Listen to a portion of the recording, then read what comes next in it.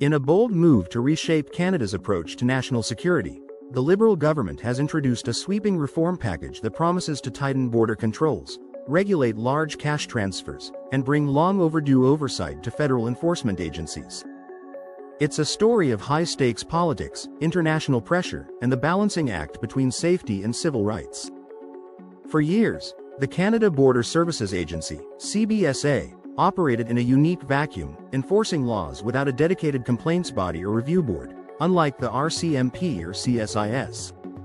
That's about to change.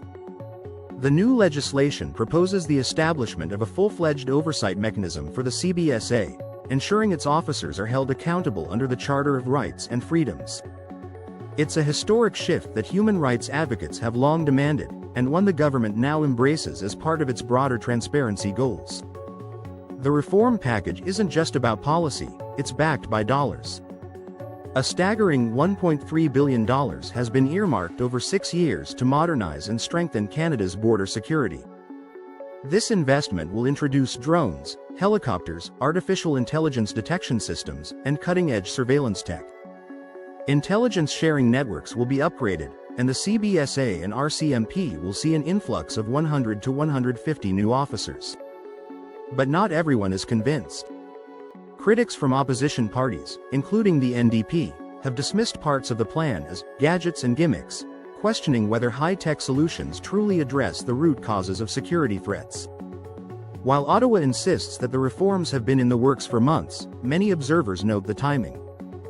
The Biden administration has been pressuring Canada to curb irregular border crossings, particularly at unofficial entry points like Roxham Road. Some speculate that these reforms are partly a response to American threats, including potential tariffs if stronger border enforcement wasn't put in place. The reforms go beyond border fences and into the courtroom. Bill C-48 introduces tougher bail laws for those accused of violent crimes, particularly involving firearms or intimate partner violence. Under new, reverse onus provisions, accused individuals in serious cases must now prove why they should be granted bail, flipping the usual presumption of innocence in bail hearings. But the bill's fast-tracked approval has alarmed civil liberties groups. Without extensive committee review, they argue, the law could disproportionately harm marginalized communities, especially Black and Indigenous people. Critics warn that this could lead to more pre-trial detentions without significantly improving public safety. Another quiet but critical piece of the reform puzzle involves financial transparency. Although details remain sparse, the federal government has hinted at new rules for large cash transfers across the border. The goal?